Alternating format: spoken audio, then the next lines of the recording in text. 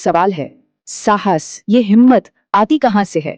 चलिए आज ना हिमालय की एक ऐसी पुरानी कहानी सुनते हैं जो शायद शायद डर, हिम्मत और इस पूरी सृष्टि के बनने की हमारी सोच को ही बदल दे। तो कहानी शुरू होती है एक बहुत ही सीधे लेकिन उतने ही गहरे सवाल से। माता पार्वती ने शिव से पूछा, और बस उस एक सवाल ने, आप जानते हैं, जैसे ब्रह्मांड के सबसे बड़े राज का दरवाजा ही खोल दिया। तो शिव वो जवाब में बस मुस्कुराए और पार्वती को लेकर चल पड़े हिमालय की उस अनजान, उस रहस्यमयी गुफा की तरफ।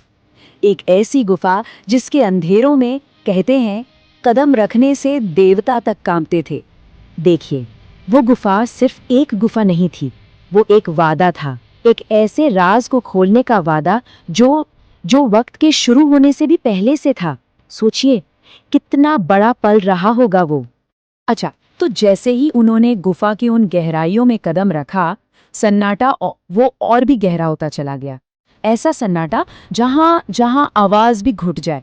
गुफा के अंदर ना एक अजीब सी बात थी। वहां न रोशनी थी न अंधेरा, एक अजीब सा शून्य, एक वॉइड, जहां सब कुछ बस था, न कुछ अच्छा न बुरा, बस था। और इस महाशून्य के ठीक बीच में बस एक आवाज गूंज रही थी, एक धीमी सी, एकदम स्थिर धड़कन। पार्वती बिल्कुल हैरान, ये धड़कन किसकी है? यहाँ तो कोई भी नहीं है, उन्होंने शिव से पूछा।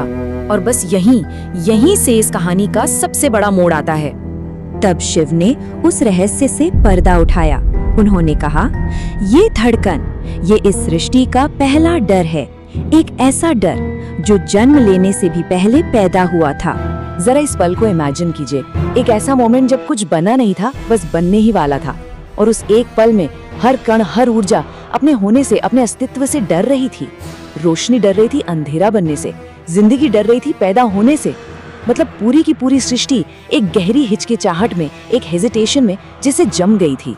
तो फिर सवाल ये है कि इस ब्रह्मांड के डर का हुआ क्या? सृष्टि बनी तो बनी कैसे?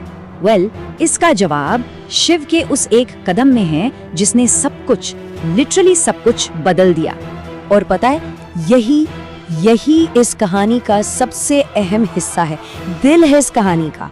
शिव ने उस डर से लड़ाई नहीं की, उसे खत्म करने की कोशिश बिल्कुल नहीं की, बल्कि उन्होंने उस धड़कते हुए डर को देखा, समझा और अपने अंदर समा लिया, उसे अपने ही अस्तित्व का एक हिस्सा बना लिया। हम सबका आम तौर पर पहला रिएक्शन क्या होता है डर को लेकर? उससे लड़ना, उसे दबाना या उस पर जीत हासिल करना, राइट? लेकिन शिव का रास्ता बिल्कुल अलग था। वो डर को मिटाने का नहीं, उसे अपनाने का, उसे गले लगाने का रास्ता था। सोच के देखिए कितना अलग, कितना रेवोल्यूशनरी आइडिया है ये। और इसी अद्भुत एक्सेप्टेंस ने, इसी स्वीकार ने शिव को महाकाल बनाया। तो महाकाल का मतलब सिर्फ डिस्ट्रॉयर या विनाश करने वाला नहीं है। इस कहानी के मुताबिक महाकाल वो हैं जिन्होंने सृष्टि के पहले डर को अपनाया और उसे आगे बढ़ने की हिम्मत दी। वो महान इसलिए बने क्योंकि उन्होंने डर को हराया नहीं, डर को अपनाया बनाया। तो शिव का वो एक काम, वो एक एक्ट ऑफ एक्सेप्टेंस हर नए साहस का, हर नई शुरुआत का सोर्स बन गया। और ये कहानी हमारी जिंदगी से सीधे सीधे जुड़ती है। सोचिए, जब भी हम कोई नई चीज शुरू करते हैं, कोई रिस्क लेते हैं, जब डर के होते हुए भी पहला कदम उठाते हैं, तो आखिर हम कर क्या रहे होते हैं? हम उसी पहले साहस को, उसी फर्स्ट करेज को दोहरा रहे होते हैं। हर नई लव स्टोरी, हर नया इन्वेंशन, हर नई पेंटिंग, सबका जन्म उसी एक हाँ से, उसी एक एक्सेप्टेंस से होता है। इसलिए शिव को सिर्फ एक डिस्ट्रॉयर के रूप में देखना उनकी पहचान को, उनके अस्तित्व को बहुत छोटा कर देता है। बल्कि वो हर शुरुआत का पहला साहस है, वो पहली हिम्मत है जिसने सृष्टि को एग्जिस्ट करने दिया। वो शक्ति है जो कहती है, डरो मत, बस हो जाओ। तो आखिर में ये कहानी हमें एक बहुत ही गहरी सोच के साथ छोड़ जाती है कि क्रिएट करने की, कुछ नया बनाने की असली ताकत डर को जीतने में नहीं, बल्कि उससे अपने साथ लेकर चलने में है। शायद असली साहस डर का ना होना नहीं है, असली साहस तो डर के होते हुए भी उसे अपनाकर आगे बढ़